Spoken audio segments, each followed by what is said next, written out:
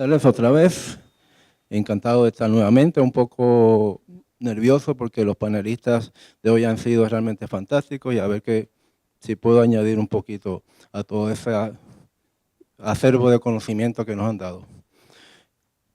Quería reflexionar con ustedes sobre una preocupación que tengo. Y esa preocupación que tengo, todo esto del principio básico de supervisión 16, ORSA, llevan unas implicaciones a mi modo de pensar como regulador, que se nos ha ilustrado muy bien por los panelistas de esta mañana. Y los comentarios de Carlos, en el sentido, tengo que dejar de ver por el espejo retrovisor, me gustó mucho eso. Tengo que mirar hacia el frente. Tengo que cambiar mi forma de pensar.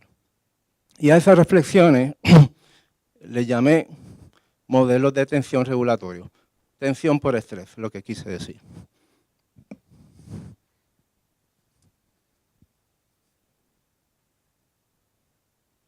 Ahora sí. Lo que vamos a hacer una breve revisión de ORSA. Yo sé que ustedes están muy bien educados en ese tema. Los retos que eso implica para la oficina, para las personas que tengo la responsabilidad de dirigir. Algunos ejemplos que dramatizan la importancia del análisis de riesgo empresarial en nuestro ambiente, y un enfoque muy sencillo, le he llamado escalar vectorial, pero no se preocupe, definitivamente mi trasfondo no es matemático, seguramente todos ustedes tienen un trasfondo matemático mejor que yo. Unas reflexiones sencillas.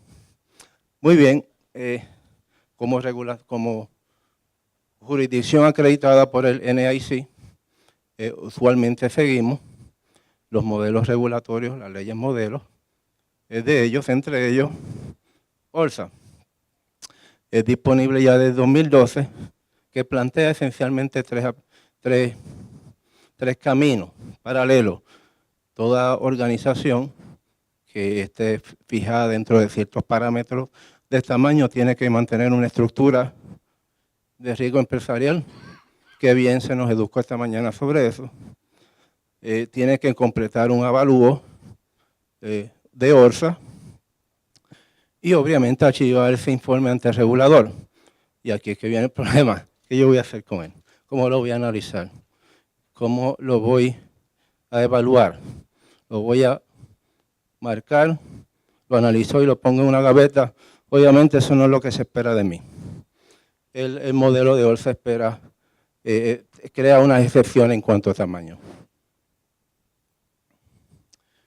Juntamente con la ley modelo, la NAIC preparó un documento formidable, una guidance manual, un manual de guía, que en sus 3 secciones cubre la descripción de la estructura que se espera tengan estas instituciones no exceptuadas, en qué debe constituir ese avalúo, y el avalúo de riesgo para el capital grupal y una solvencia prospectiva. En cuanto a la sección 1, esa estructura empresarial debe reflejar una cultura, un análisis de riesgo corporativo que corra por la sangre de que está en la sangre y corra por las venas de esa corporación. Tiene que haber una identificación de sus riesgos, y ahí se habla de la taxonomía de riesgos, descripción del apetito, tolerancia, límites, cómo se manejan los riesgos, controles, informes y obviamente informes y la comunicación. En el avalúo, y ahí nos vamos centrando cuál es el tema de mi breve reflexión. En cuanto al avalúo individual de exposiciones, ¿cuáles son esas categorías de riesgo? De suscripción, de liquidez, de riesgo de inversión, riesgo de activos. Y para cada uno de esos riesgos hay que, el manual nos lleva establecer un ambiente normal o esperado y un ambiente de tensión o de estrés. Y en la sección 3 se nos habla de la combinación de elementos cualitativos y cuantitativos, y en ese avalúo grupal, la agregación de ese capital, la establecimiento de métricas, enfoques valorativos, suelo y el horizonte decisional que me estoy planteando, y la parte de los agregados, tanto positivos como efectos de correlación. Y obviamente el avalúo prospectivo. Pero volvamos a mi preocupación. Esa sección 2, revisión de modelos de tensión. El manual nos dirige hacia que nosotros debemos verificar la adecuacidad, razonabilidad de supuestos y métodos. Claro está, determinar que se han realizado, que no fue un ejercicio filosófico. Validar los supuestos, todo esto es mi tarea, validar los supuestos, los métodos, procesos, si es necesario obtener información detallada adicional. Todos estos temas los cubrimos esta mañana. Preguntas que tienen que venir a la mente de mis analistas. ¿Se probaron todos los riesgos? ¿Los escenarios descritos hacen sentido para alguien? ¿Son justificados? ¿Técnicas que se usaron son de acuerdo a los estándares de la industria? Los resultados indican que el asegurador hizo algo con ese análisis, mitigó el riesgo. Discutiendo un poco más sobre esos modelos de tensión o de estrés, ¿para qué se diseñan?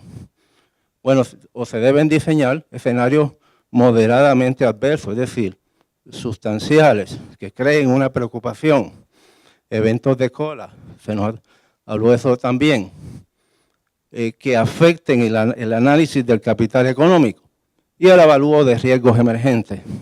También hemos tocado ese tema. Y esas pruebas de los resultados de tensión tienen que conducir a unos cambios en la estrategia de mitigación, una revisión de mi apetito de riesgo, si es necesario, cambiar mis límites, mitigación de exposiciones y refinamientos en las distribuciones de pérdida. ¿Qué hemos hecho allá en Puerto Rico hasta ahora? Allá tenemos nuestro Código de Seguro en su capítulo 44, trata sobre las relaciones entre sistemas tenedores. Y cada vez que hay una transacción entre compañías que pertenecen a un grupo tenedor. Y en ese contexto definimos el término de riesgo empresarial, en donde cada vez que una transacción o una serie de transacciones puede tener un efecto adverso en el capital económico o en el capital de riesgo. Ustedes sabrán que también tenemos una legislación que define el capital de riesgo usando el modelo Risk-Based Capital. Y con respecto a ese riesgo empresarial, la organización no exceptuada tiene que rendir un informe que considere todos los riesgos relevantes. Nos falta, hemos caminado un trayecto, nos falta adoptar una ley, seguramente sea semejante a la ley modelo del NAIC, que identifique los procesos más claramente y que haga referencia al ORSA Guidance Manual para sentar las bases de un lenguaje común. Esta temática ha sido extremadamente importante y relevante en Puerto Rico. Para muestra, dicen que con un botón basta, les voy a dar 3 botones. Allá en Puerto Rico tenemos un pequeño problemilla con la deuda y esto afectó a nuestros aseguradores, particularmente porque nuestra legislación promovía a través de tratamiento contributivo favorable el que los aseguradores adquirieran deuda de Puerto Rico. Hubo quien advirtió usando análisis RM que eso no necesariamente era bueno y lo evitó, otros no lo evitaron. Otro ejemplo que dramatiza la relevancia de esto, nosotros participamos del Affordable Care Act de Estados Unidos y bueno, en esa parte de esa legislación había esta provisión que fue un hit, Health Insurance Tax, que básicamente nos imponía a todos los aseguradores que participaban de los mercados de salud, planes médicos, un impuesto que era irrespectivo a si tenían ganancias o no. Así que era un impuesto absoluto. Quien lo preveyó, se preparó. Quien no lo hizo, pues tiene ahora un problema. No solamente eso, sino que las noticias con respecto al ACA es que las tarifas, por lo menos las que afectan a nuestra región, se van a reducir quizás hasta un 11%. ¿Saben lo que es eso? Reducir las tarifas por 11%. Y también en una partida que se benefician los aseguradores de planes médicos que llegan a un nivel de calidad superior, pues eso también se va a reducir. Eso pudo haberse previsto, o por lo menos pensado, en un análisis de RM. Otro tema en Puerto Rico, nos estamos moviendo de un IBU a un IVA y de un 7 a un 16. Sí, es serio. Todo eso son ejemplos de tienen que haberse incorporado en análisis de riesgo empresarial. Algunas compañías lo hicieron, otras no. ¿Cuáles son los retos del análisis ORSA, del principio básico de supervisión 16 para nosotros? Yo veo algunos, tratando de ver de nuevo para adelante, no el espejo retrovisor. Mis analistas, mis examinadores, están acostumbrados, no sé si esta es su experiencia, a un tipo de análisis estatutario. ¿Cumplió o no cumplió con esta regla? ¿Cumplió o no cumplió con esta disposición? ¿Este ajuste de contabilidad se hizo correcto o incorrectamente? Bueno, lo que pasa es que ahora ese no es el análisis. El análisis no es visión para atrás, es a dónde va. Así que tiene que haber una dicotomía, lo llamé así. No es que no se puedan hacer las dos cosas a la vez, pero por lo menos son diferentes. Es una programación diferente lo que requieren mis analistas. Ellos tienen que entender mejor no el capital contable, sino el capital económico, y esa es otra cosa. Entender y cuestionar, entender y cuestionar. Se nos dijo esta mañana, no somos receptores pasivos de esos análisis de tensión y análisis de Enterprise Risk Management en general. Los debemos cuestionar. Lo cual, pienso yo, tarde o temprano nos va a llevar a plantearnos nuestros propios análisis de tensión. Para yo poder hacer preguntas inteligentes, tengo que tener mi propio modelo y hacer preguntas retantes, retar lo que se me está diciendo en estos análisis de estrés. Un repaso, algunas disposiciones del principio básico 16 que dan base para estas inquietudes de nosotros. Se nos dice que el supervisor requiere un análisis que comprenda, que incluya todos los riesgos materiales, y allá se nos menciona de crédito, suscripción, mercado, etc. Este avalúo se requiere para identificar las relaciones entre el manejo de riesgo y los niveles, el nivel y calidad de sus recursos financieros. Todas son evaluaciones que yo tengo que hacer. Se nos dice además que el asegurador debe analizar su habilidad para continuar en el tiempo. Si la tiene que analizar, yo tengo que entenderla, su análisis. El asegurador, la continuidad de su análisis y combinar elementos cuantitativos y cualitativos. Si él lo tiene que hacer, yo lo tengo que entender y ser capaz de retarlo.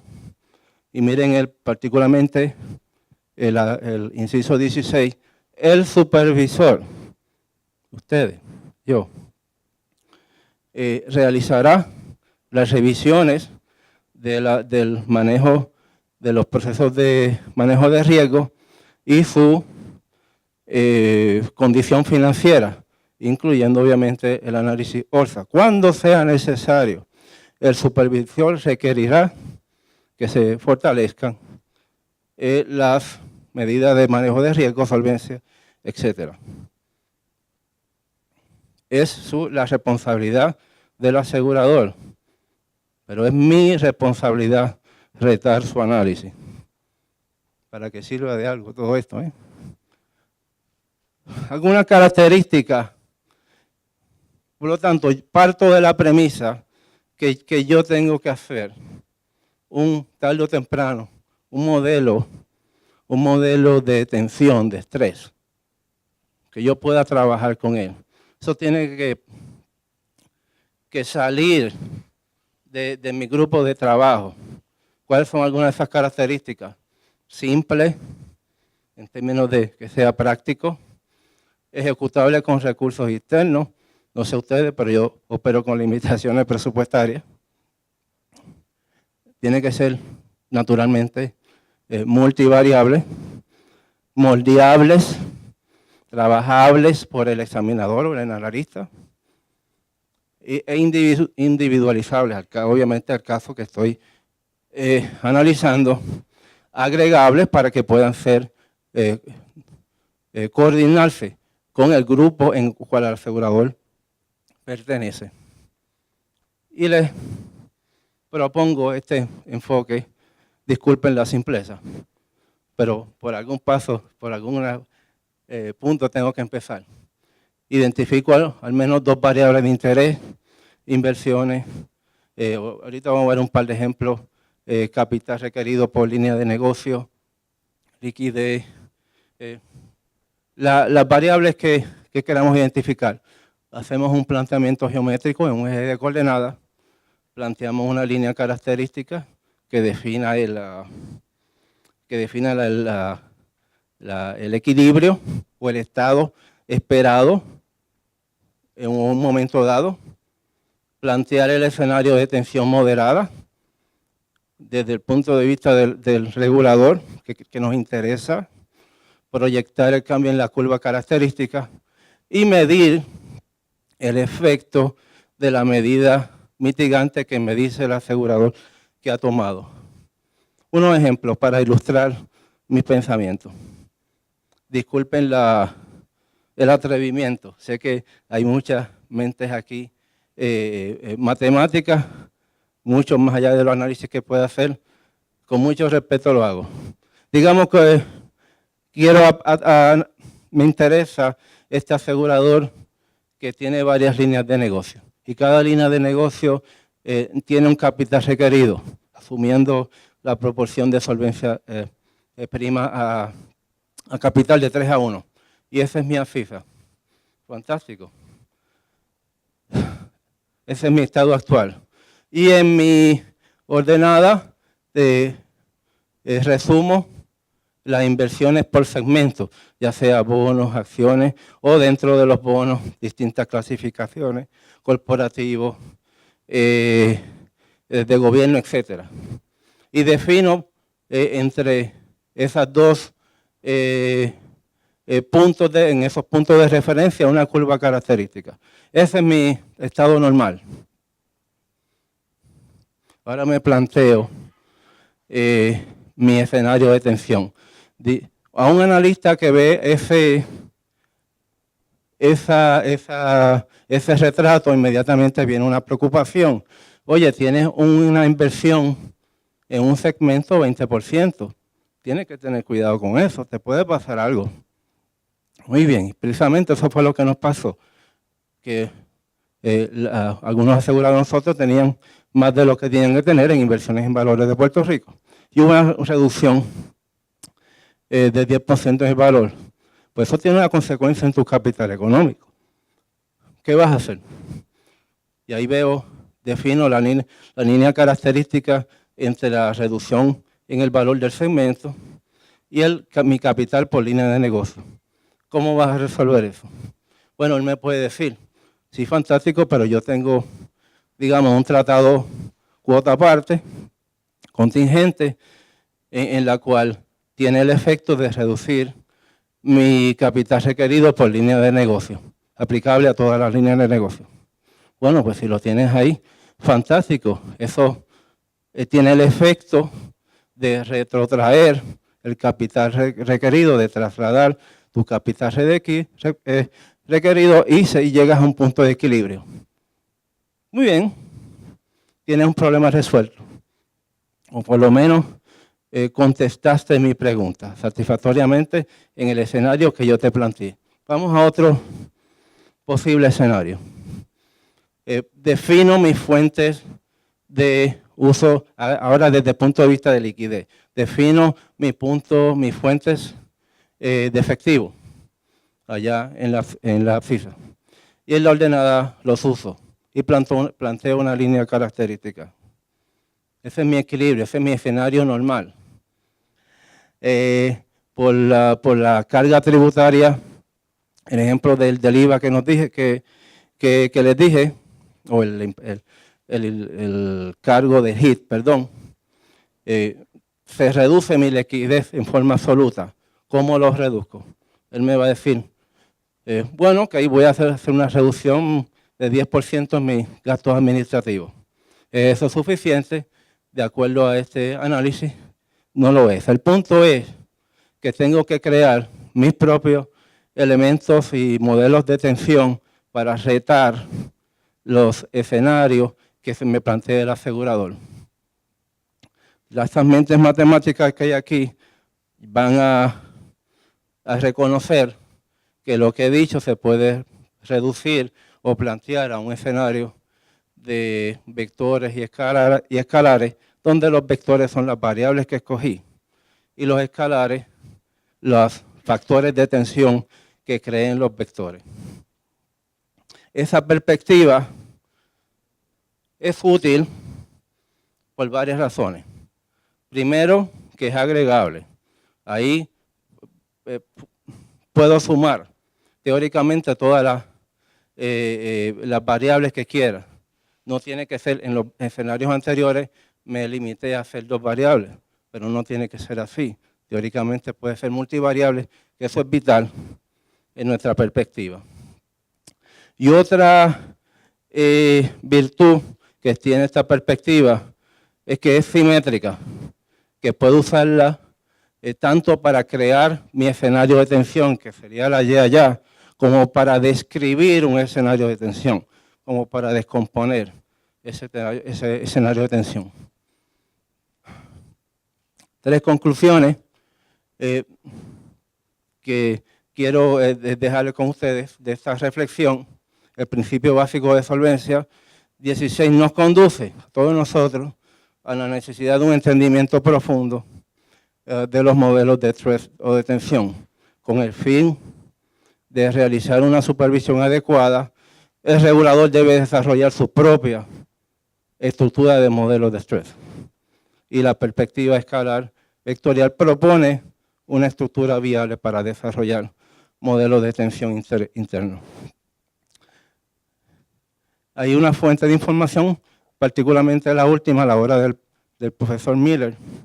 Él, ya una obra que lleva algunos años, él propuso este modelo para analizar modelos de tensión en portafolios de inversiones. Yo creo que la podemos adoptar nosotros.